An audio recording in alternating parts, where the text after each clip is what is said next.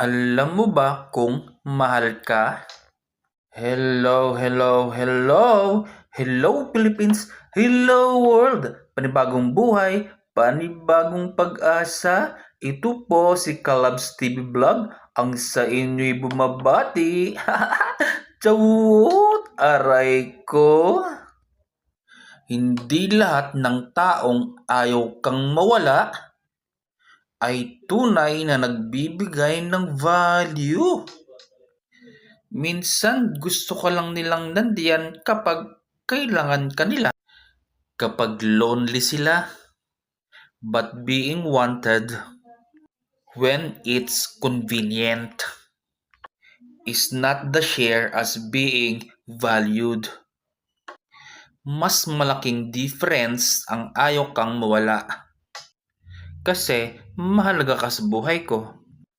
Kapag mahalaga ka, hindi lang ikaw ang hinahanap. Kapag may kailangan, sila, iniisip ka rin nila kahit walang kailangan. Therefore, hindi mo kailangan laging maging available. Pero patunayang deserve mong mahalin. Hindi mo kailangang magbigay para lang hindi ka iwan. Hindi mo kailangang tanggapin ang bare minimum dahil natatakot kang mawalan. Ang pinakamasakit na realization ay hindi naman sa nawala ang taong mahal mo, kundi yung pinakamasakit, ma-realize na matagal ka ng present sa buhay niya. Pero hindi ikaw ang priorities. Please remember this. Their inability to appreciate you once not determine your worth. Kung pakiramdam mo ginamit ka lang kapag convenient, pause and look of the pattern. Not just the sweet moments. Dahil ang healthy relationship ay hindi dapat puro ikaw ang umuusad, naghihintay, at nag-a-adjust. Love should give you a sense of respect, security, and peace.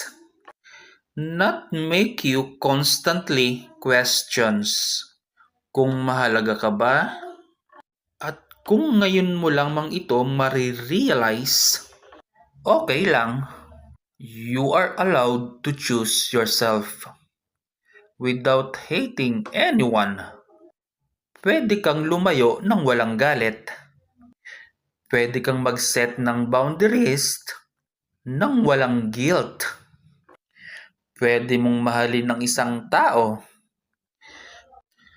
Pero piliin na huwag manatili sa isang sitwasyon na paulit-ulit kang nauubos. Minsan ang pagprotekta sa mental and emotional peace ay hindi pagiging selfish. It is self-respect. Kung may ganitong pinagdadaanan ka, ngayon, huminga ka muna.